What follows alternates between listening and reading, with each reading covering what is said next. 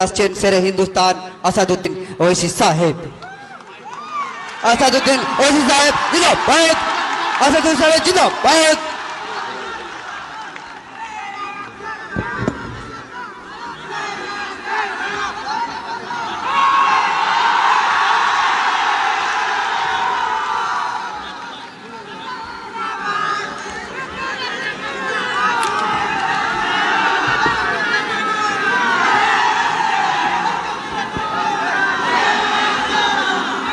औज़ुबिल्लाहि मिनश्शैतानिर्रजीम, बिस्मिल्लाहिर्रहमानिर्रहीम, अस्सलामु अलैकुम व रहमतुल्लाहि व बरकातुहू।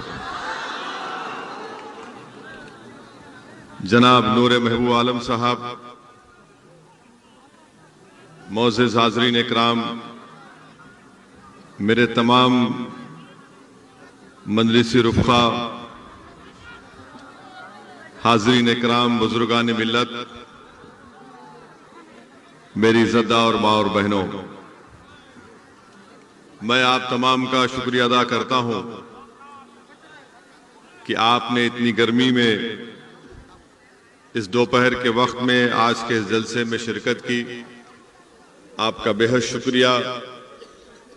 और मैं आपको ये बात बताने के लिए भी आया हूं कि इंशाअल्लाह ताला मजलिस इत्तेहादुल मुस्लिमीन बंगाल की सरजमीन से अपने सियासी सफर का आगाज कर रही है और हमको यकीन है कि इंशाअल्लाह ताला आप तमाम की दुआएं, आप तमाम का साथ रहेगा।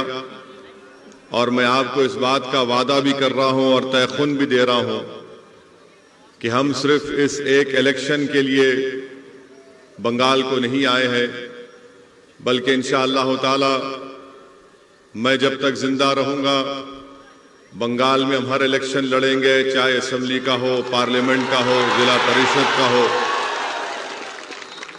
और मेरे इस दुनिया से चले जाने के बाद भी मुझसे ज्यादा काबिल और बेलोस लोग आकर भी बंगाल में मजलिस इत्तेहादुल मुस्लिमीन के काम को जारी और सारी रखेंगे इंशाअल्लाह। तीसरी अहम बात मैं आपको बताना चाहूंगा कि इस आने वाले असेंबली इलेक्शन में इंशाअल्लाह ताला जलंगी और सागरदगी से मजलिस इत्तेहादुल मुस्लिमीन का उम्मीदवार इस इलेक्शन में लड़ेगा इंशाअल्लाह ताला।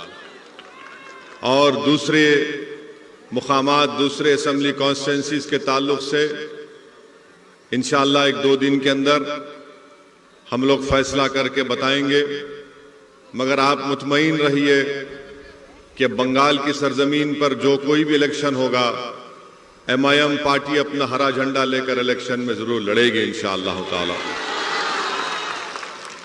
मैं हमारे तमाम बंगाल के मेरे मजलिस इत्तेहादुल मुस्लिमीन के तमाम साथियों को, मेंबर्स को उनका शुक्रिया अदा करता हूं कि बड़ी मुसीबत और मुश्किलात का उनको सामना करना पड़ा। कई मर्तबा उनको झूठे मुकदमों में जेल में डाल दिया गया, 2-2 महीने, 3-3 महीने उनको जेल में रहना पड़ा। मगर मैं उनको सलाम करता हूं कि हुकूमत के जुल्म के बावजूद भी वो आज भी मजलिस इत्तेहादुल मुस्लिमीन का परचम उठाकर फख्र से मजलिस का काम कर रहे हैं। मैं साथ ही साथ बंगाल की इस TMC हुकूमत को बताना चाहूंगा कि आपने मजलिस के मेंबर्स के ऊपर जुल्म किया, झूठे केसेस डाले, उनको 2-2 महीने, 3-3 महीने जेल में रखा। मगर TMC को ये बात महसूस कर लेना चाहिए कि अब तो ये तो हमारी शुरुआत है,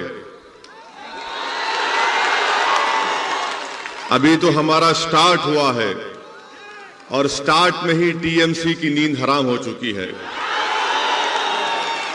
इंशाअल्लाह ताला यकीनन हमको और आपको मिलकर मेहनत करना है, जुस्तजू करना है और हमको हालात से नाउम्मीद नहीं होना है।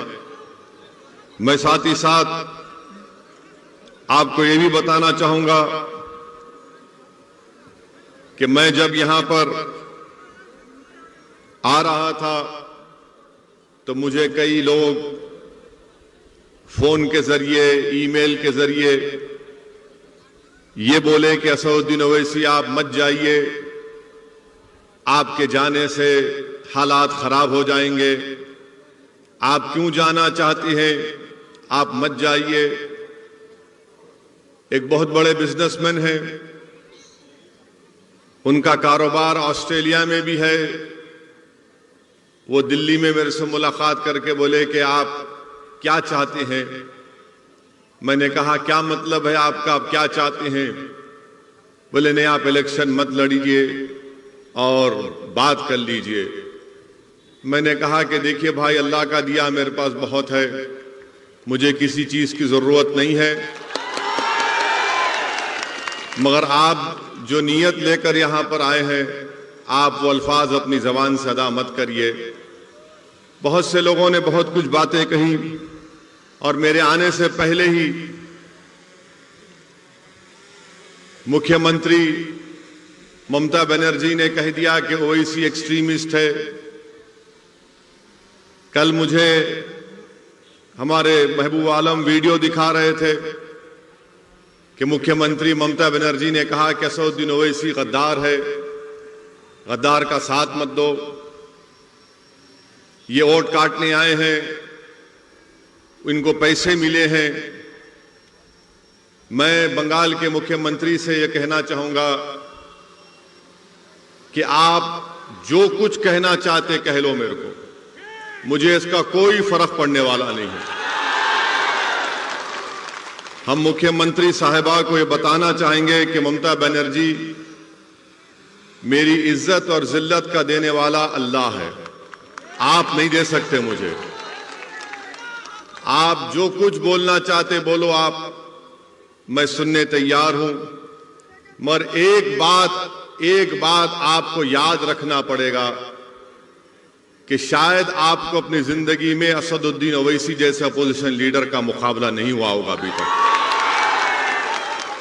हम लड़ेंगे, ये हमारा जमहूरी हक है, डेमोक्रेटिक राइट है, और हम आगे बढ़ेंगे इंशाअल्लाह ताला। दूसरी बात यह है कि कोई यहां पर कहते कि लेफ्ट और कांग्रेस वाले बोलते हैं क्यों असदुद्दीन ओवैसी आ रहे। टीएमसी, कांग्रेस, वाम और बीजेपी, ये चारों मेरे बारे में एक बात जरूर कहते हैं, ये चारों एक बात पे मुत्तफिक हैं। कांग्रेस भी वही बात, लेफ्ट भी वही बात कि आप यहां पर क्यों आकर वोट को काटते हैं। मैं पूछना चाहता हूं टीएमसी के लोगों से, कांग्रेस और वाम के लेफ्ट के लोगों से, क्या बंगाल का वोटर आपका गुलाम है कि आपकी बात को सुनेगा? बंगाल का वोटर जिसको चाहे वोट देगा, मुझे देगा या नहीं देगा, मगर आप कब से बोलना शुरू कर दिए कि नहीं आओ। मेरे अजीज दोस्तों, मेरी इज्जतदार मां और बहनों, 70 साल से आप लोगों ने कांग्रेस को वोट दिया, लेफ्ट फ्रंट को वोट दिया, 10 साल आपने टीएमसी को वोट दिया, और इन तीनों पार्टीज ने आपसे वोट लेकर यह कहा कि हम हिंदुत्व को रोकेंगे, हम आपका डेवलपमेंट करेंगे, हम आपसे इंसाफ करेंगे। मगर मैं आपको बता रहा हूं कि बंगाल के दलितों को और खास तौर से मुस्लिम अक़लियत को ना इंसाफ मिला, ना उनका डेवलपमेंट हुआ, ना ये लोग बंगाल में हिंदुत्व की तहजीब को या उसके पॉलिटिकल गलबे को रोक सके। ये इनकी नाकामी की वजह से हिंदुत्व आज बंगाल में आगे बढ़ रहा है। 70 साल से धोखा दिया और आपका वोट हासिल किया। मेरे अजीज दोस्तों और बुजुर्गों, ममता बनर्जी क्या कहती हैं कि मैं मुसलमानों की प्रोटेक्टर हूं।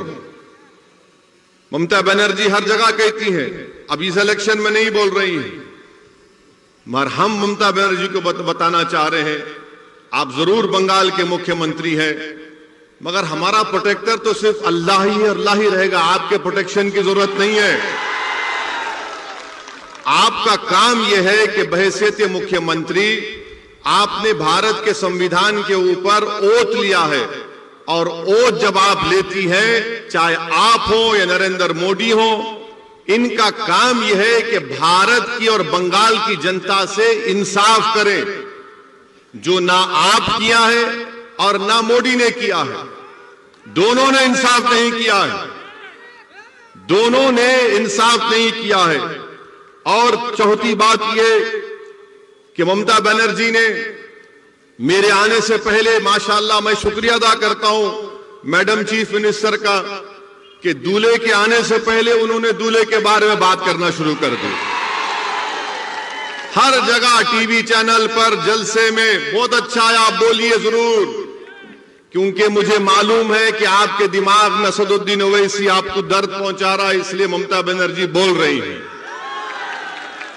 हम ममता बनर्जी से, टीएमसी से पूछना चाहते हैं, 10 साल से आपको सत्ता मिली बंगाल में, आपने अभी अपने पार्टी का इलेक्शन मैनिफेस्टो रिलीज किया।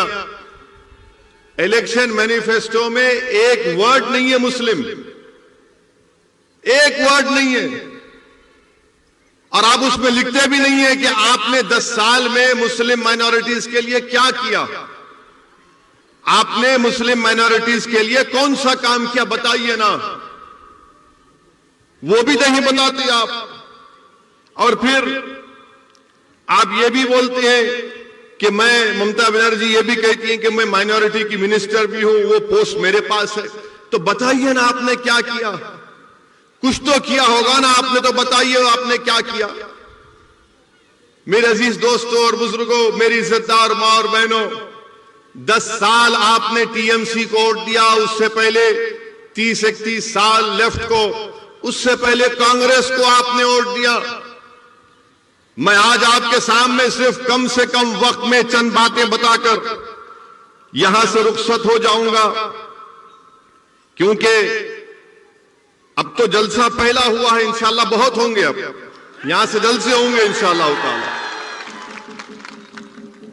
मैडम चीफ मिनिस्टर कुछ नहीं बता सकती हैं। मैडम चीफ मिनिस्टर क्या दिखाती हैं, मुसलमानों के ईद के दिन आकर सर पे अपने पल्ले सर पे ओढ़ के ऐसा दुआ करते, और आप लोग क्या करते हो, ओ उससे पेट भरता, उससे नौकरी मिलती, बच्चों को स्कूल मिलता, अस्पताल मिलता, पुलिस से जुल्म का खात्मा होता। मगर ये इनका ड्रामा, सर पे ओढ़ो, हाथ उठाओ, अल्लाहू अकबर, ये नाटक है। ये नाटक कब तक चलता रहेगा? अच्छा, अब आप खुद, मैं आपको बता रहा हूं, मैं ममता बनर्जी से, चीफ मिनिस्टर बंगाल से, ये लेफ्ट फ्रंट के लोगों से, और कांग्रेस, ये लेफ्ट फ्रंट कांग्रेस तो इनका आखिरी इलेक्शन है, इसके बाद खत्म ही हो जाने वाले हैं, नहीं रहने वाले हैं। इनसे मैं पूछना चाह रहा हूं, बंगाल में आप ये बताइए कि क्या ये बात सच नहीं है कि बंगाल में 15% मुसलमान बच्चे जिनकी उम्र 6 साल और 14 साल की है, वो स्कूल के बाहर हैं। 6 और 14 साल की उम्र के बच्चे 15% स्कूल के बाहर हैं। क्यों नहीं डाले उनको स्कूल में? आप, मैं रोका था क्या आपको? ठीक है, मैं गद्दार हूं, चलिए मान लिया मैं गद्दार हूं, मैं सब कुछ हूं, मगर आप स्कूल में क्यों नहीं, स्कूल नहीं बनाए? ये गवर्नमेंट का डेटा है, मेरा नहीं है। 6 और 14 साल की उम्र के 15% मुस्लिम बच्चे स्कूल के बाहर हैं। आपको मालूम, यूपी और बिहार के बाद सबसे ज्यादा मुसलमान बच्चे आउट ऑफ स्कूल कहां पर है? बंगाल में। बंगाल में ये क्यों नहीं किया आपने? मैं रोका क्या आपको? आप स्कूल खोल देते। 30 साल लेफ्ट की हुकूमत, उससे पहले कांग्रेस की हुकूमत, 10 साल से टीएमसी की सरकार, किसने रोका था आपको स्कूल खोलने से? क्या यह बात सच नहीं है कि जितने सेकेंडरी और हायर स्कूल है वो मुर्शिदाबाद में, मालदा में, दिनाजपुर में नहीं है। क्यों नहीं है? क्योंकि यहां पर बड़ी तादाद में मुस्लिम माइनॉरिटी रहती है। कहां पर ये स्कूल ज्यादा है? दार्जिलिंग में है, बंकुरा में है। आप बताइए फिर ये क्यों, आप यहां क्यों नहीं खोलते? आप यहां पर खोलना चाहिए ना जहां पर जरूरत है। मगर नहीं, ममता बनर्जी बोलेंगे वो ऐसी गद्दार है, लेफ्ट कांग्रेस बोलेंगे बी टीम है। अरे मैं सब कुछ हूं बाबा, तुमने स्कूल क्यों नहीं खोला? इनके पास इसका कोई जवाब नहीं है। अच्छा, आपको मालूम कि मुर्शिदाबाद जिले में 50% स्कूल के बच्चों को मिड डे मील स्कीम नहीं मिलता। अब तो खैर कोविड से स्कूल बंद है, मगर 2019 से क्यों नहीं देते आप मिड डे मील स्कीम? बच्चों को स्कूल में खाना दिया जाता है पूरे भारत में। 50% स्कूल्स में मुर्शिदाबाद में मिड डे मील स्कीम नहीं दिया जाता। क्यों नहीं दिया जाता? ठीक है ममता दीदी, मैं गद्दार हूं, मानता हूं कांग्रेस लेफ्ट वालों में भी टीम हूं। बताओ फिर तुम स्कूल में खाना क्यों नहीं देते? ये तुम्हारा डेटा है, मेरा नहीं है। और फिर लेफ्ट के लोग बोलते हैं हम मुसलमान को जमीन दिए। 3/4 Muslims of Bengal have no land, जमीन नहीं दिए और आप झूठ बोलते हैं।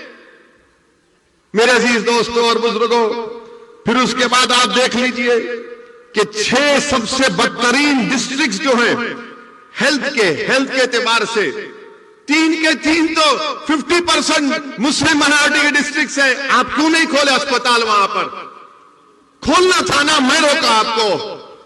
ठीक है, मैं गद्दार हूं, बी टीम हूं, मैं उनसे पैसे लिया, उनसे जो भी होगा अलग बात है, मगर ये काम आप क्यों नहीं करे? इनको इसी बात का हम सब सवाल करते हैं तो इनको तकलीफ हो जाती है। और मैं मुर्शिदाबाद की हमारी मां और बहनों को बताना चाह रहा हूं, मुर्शिदाबाद जिले के मां और बहनों को बताना चाह रहा हूं, जो 50% हमारी मां और बहनें बीड़ी बनाती ना। अब आप मेरी बात सुन लो। क्या आपने टीएमसी और कांग्रेस लेफ्ट के किसी एक लीडर से सुना कि नरेंद्र मोदी की सरकार एक नया रूल बना रही टोबैको के ऊपर, तंबाकू के ऊपर, उससे लाखों बीड़ी बनाने वालों की नौकरियां चले जाएंगी?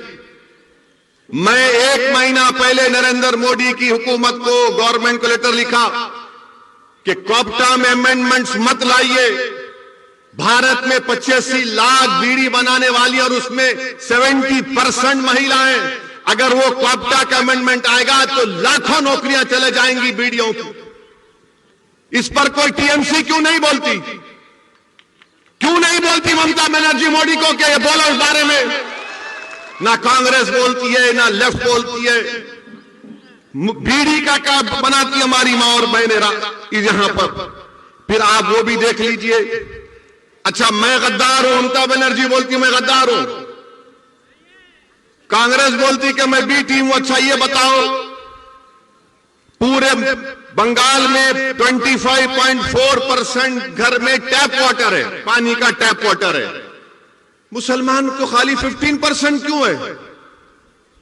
गद्दारों को पानी नहीं पिलाते ममता बनर्जी? आप बी टीम को पानी नहीं पिलाते क्या आप? 15% मुस्लिम के पास। अच्छा, ड्रेनेज लाइन पूरे बंगाल में 31.6% घर में ड्रेनेज लाइन है। कितने मुस्लिम माइनॉरिटी के पास है? 15.2%। क्या यह ठीक है? मुझे गाली दो, आप दिल भर के गाली दो, शायद आपका दिल मुतमईन होता होगा, रात में अच्छी नींद आती है, मगर ये सवाल का जवाब दो ना। इस सवाल का जवाब कौन देगा? मुर्शिदाबाद में आपको मालूम कि सबसे जहरीला पानी यहां पर मिलता है। मुर्शिदाबाद में आर्सेनिक पानी मिलता है, आर्सेनिक पानी, लाल रंग का पानी मिलता है।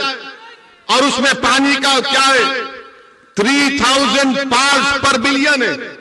WHO बोलता है कि 300 लिमिट होना चाहिए। मुर्शिदाबाद में 3000 पार्ट्स पर बिलियन आर्सेनिक पानी मिलता है। क्या कर रही टीएमसी? क्या किया लेफ्ट ने? क्या किया कांग्रेस ने? जो मुर्शिदाबाद, मालदा में बरसों से तुम्हारा एमपी, तुम्हारा एमएलए जीत के आ रहा, तुम तो साफ पानी नहीं पिला सकते, आर्सेनिक पानी आप देते हैं। मेरे अजीज दोस्तों और बुजुर्गों, फिर वहीं पर आप देखिए मगरबी बंगाल में हायर एजुकेशन का सर्वे हुआ गवर्नमेंट ऑफ इंडिया का। कितने मुस्लिम माइनॉरिटी के बच्चे हायर एजुकेशन में पढ़ रहे मालूम आपको? बंगाल में मुसलमानों का पॉपुलेशन क्या है? 2011 का सेंसस कहता है 27-28%। हायर एजुकेशन में बंगाल के कॉलेजों में खाली 7.8 बच्चे पढ़ रहे हैं। 7.8। कितने टीचर है कलकत्ता यूनिवर्सिटी में, जादवपुर प्रेसिडेंसी में मुस्लिम टीचर 3.6 है। ममता जी, मैं गद्दार हूं ना? आप मुझे सजा देना था, ये बच्चों को नौकरी क्यों नहीं देते आप? और फिर आपको जानकर हैरत होगी 11% हायर एजुकेशन में मुस्लिम्स हैं और 7.8% टीचर्स हैं। 27% 2011 का पॉपुलेशन मुस्लिम पॉपुलेशन है। आपको मालूम बंगाल में मुस्लिम एम्प्लॉयमेंट कितना है? कितनी नौकरियां हैं गवर्नमेंट में आपको मालूम? 27% पॉपुलेशन है मुस्लिम माइनॉरिटी का।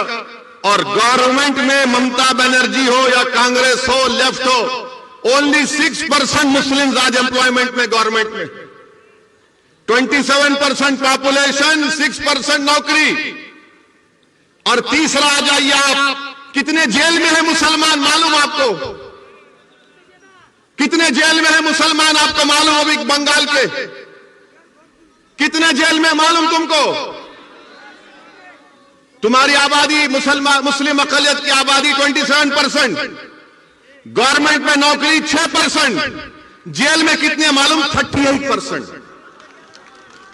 थाली मारने का नहीं है, सोचने का है। थाली मत मारो, सोचो मेरी बात को। ममता बनर्जी बोलती मैं गद्दार हूं, कांग्रेस लेफ्ट बोलती मैं बी टीम हूं। ठीक है, मैं मान लेता हूं तुम सच हो, मगर ये क्या है फिर? ये बर्बादी की दास्तान किसने की? ये बर्बाद किसने किया मुझे? तुम तो मेरा वोट लेकर चले गए, तुम तो मेरा वोट ले लिए ना, मगर तुमने क्या दिया मेरे बच्चों को? स्कूल दिया नहीं दिया, कॉलेज में एडमिशन दिया नहीं दिया, तुमने गवर्नमेंट में नौकरी दी नहीं दी, तुमने मैं घर में पानी की लाइन दी नहीं दी, तुमने मुझे पीने का साफ पानी दिया नहीं दिया, तुमने मुझे क्या दिया? तुमने मुझे जेल में डालकर मेरे नौजवानों की जिंदगी को बर्बाद कर दिया। ये पॉइंट है मेरे भाई। इसीलिए असदुद्दीन ओवैसी बंगाल को नहीं आना। मैं आपको सच्चाई से हर चीज बता रहा हूं, आप खुद देख लीजिए। अच्छा, आपको मालूम ये पुलिस के लोग हैं?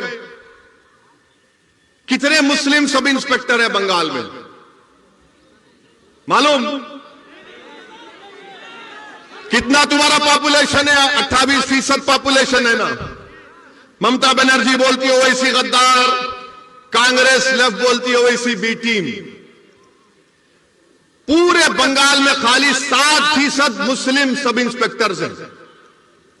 7%, 7%, जिसको सार्जेंट बोलते हैं, इंस्पेक्टर बोलते हैं। कितने मालूम आपको? 2%।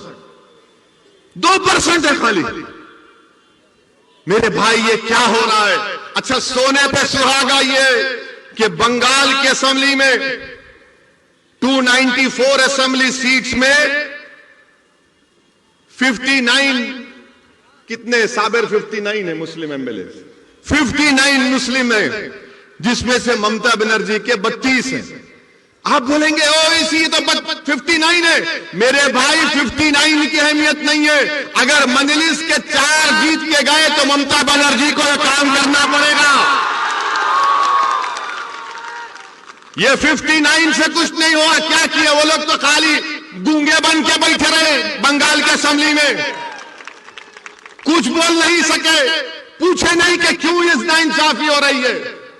और फिर टीएमसी हमसे बोलती कि हम गद्दार हैं। मैं ममता बनर्जी आपको याद दिला रहा हूं, यहां के जलसे से मैं ममता बनर्जी को याद दिला रहा हूं कि ममता बनर्जी 30 अप्रैल 2002, ये मैं जो कुछ कह रहा हूं ना, मैं चैलेंज कर रहा हूं। अगर इसमें से एक वर्ड भी गलत है तो मेरे को चैलेंज कर रहा हूं, बैठ के डिबेट करेंगे टीवी के सामने, आ जाओ। 30 अप्रैल 2002 को लोकसभा में डिबेट हुआ गुजरात के फसादात के लिए, जब मेरे वालिद सालारे मिल्लत अलैहिर्रहमा एमपी थे सुल्तान सलाहुद्दीन ओवैसी। लोकसभा में सबने उस मोशन के खिलाफ वोट किया। ममता बनर्जी, आपने तो मोदी का साथ दिया था 30 अप्रैल 2002 को, और मैं गद्दार हूं, मैं गद्दार हूं। अगर टीएमसी के लोग यहां पर हैं तो जाके तुम्हारी दीदी को सुनाओ। 15 सितंबर 2003 टाइम्स ऑफ इंडिया अखबार की रिपोर्ट है। क्या तारीख? 15 सितंबर 2003। ममता बनर्जी क्या कहती है उसमें? ममता बनर्जी आरएसएस के लोगों से मिलती है और मिलके बोलती है कि आरएसएस के लोग देश प्रेमी है, देश प्रेमी है। और ममता बनर्जी बोलती है उनको कि अगर तुम 1% मेरा साथ दिए तो मैं बंगाल की पूरे मुकद्दर को चेंज कर दूंगी। ममता बनर्जी, तुमने तो 2003 में आरएसएस से हाथ मिला लिया था और आज तुम असदुद्दीन ओवैसी को गद्दार कहती हो। क्या बात है ये? 2003 का 15 सितंबर 2003 का। अच्छा, फिर ममता बनर्जी 2019 का पार्लियामेंट इलेक्शन हुआ। पार्लियामेंट के चुनाव में आप बताइए कि आपने बीजेपी को वोट दिया? कितनों ने बीजेपी को वोट नहीं दिया? हाथ उठाओ। शर्माओ नहीं, शर्माओ नहीं, डरना नहीं। कितने टीएमसी को वोट दिया? डरो भाई, उठाओ, कोई बात नहीं। अच्छा, 18 बीजेपी कैसा जीत गई? 18 बीजेपी कैसा जीत गई बंगाल से? मैं तो नहीं था ना, गद्दार तो नहीं था, बी टीम भी नहीं थी, तो बीजेपी मोदी 18 कैसे जीत गया? टीएमसी का ममता का वोटर मोदी के गोद में बैठ के चाय पी रहा है। और ममता बनर्जी, टीएमसी, लेफ्ट, कांग्रेस हमको गद्दार, बी टीम, क्या क्या गाली देते थे। अच्छा, फिर रिजल्ट आया तो ममता बनर्जी ने क्या कहा था? मीडिया ने जाकर ममता बनर्जी से क्या पूछा? ए दीदी, बीजेपी इतना जीत गई, क्या मुस्लिम की वजह से हुआ? मीडिया को भी शौक खाली मुसलमान से है। तो ममता बनर्जी ने क्या कहा कि हां, गाय दूध देती है तो कभी गाय लात भी मारती है। कहा था ना, कहा था ना। मेरे को एक जवाब दो, तुम इंसान हो, तुम गाय हो? अगर कोई बंगाल का मुसलमान है, वो इंसान है या गाय है? तुम इंसान हो या गाय हो? जोर से बोलो, तुम इंसान हो या गाय हो? तुम 2 टांग के हो या 4 टांग के हो? तो किसने अख्तियार दिया मुख्यमंत्री को कहने के लिए कि हम 4 टांग की गाय है? किसने दिया, बताओ। अच्छा, फिर मुख्यमंत्री ने क्या कहा? गाय दूध देती है तो हम ले लेते हैं, लात मारती तो कबूल कर लेते हैं। ममता बनर्जी, हम गाय नहीं है, इंसान है, और इंसान को नौकरी की जरूरत है, इंसान को पानी की जरूरत है, इंसान को घर की जरूरत है, इंसान को नौकरी की जरूरत है, इंसान को स्कूल की जरूरत है, इंसान को कॉलेज की जरूरत है। मगर दीदी, आपने क्या किया? आपने तो दूध भी पी लिया, मलाई भी खा ली, मिष्टी दोई भी खा लिए। अब हमारे पास कुछ नहीं बचा है। मैं आपको गाय के रूप में नहीं देखता, मैं आपको इंसान के रूप में देखता हूं। मजलिस इत्तेहादुल मुस्लिमीन तुमको भारत का बावकार इंसान के तौर पर देखती है। मैं तुम्हारे से दूध लेने नहीं आया हूं, मैं तुम्हारा हक दिलाने के लिए आया हूं यहां पर। मैं तुम्हारे को भारत के संविधान में जो आपका जायज मुकाम है उसको दिलाने के लिए आया हूं। मैं इंसान को इंसान के रूप में उसकी इज्जत बहाल करने के लिए आया हूं। टीएमसी आपको जानवर की तरह देखती और असदुद्दीन ओवैसी आपको इंसान के तौर पर देखता है। मेरे अजीज दोस्तों और बुजुर्गों, मेरे अजीज दोस्तों और बुजुर्गों, मैं आपको याद दिलाना चाहता हूं एक तारीखी शख्सियत को। कितने लोग टीटू मार को जानते हैं, टीटू मीर को? टीटू मीर को जानते हैं? कौन था टीटू मीर? कौन था टीटू मीर? टीटू मीर हाफिज कुरान थे। टीटू मीर हाफिज कुरान थे, हज करने गए। जब वापिस आए टीटू मीर, तो जमींदारों ने मुसलमानों पर टैक्स लगा दिया कि जो दाढ़ी छोड़ेगा उस पर टैक्स। तो एक इलाका है नरकल बिराई बोलते ना,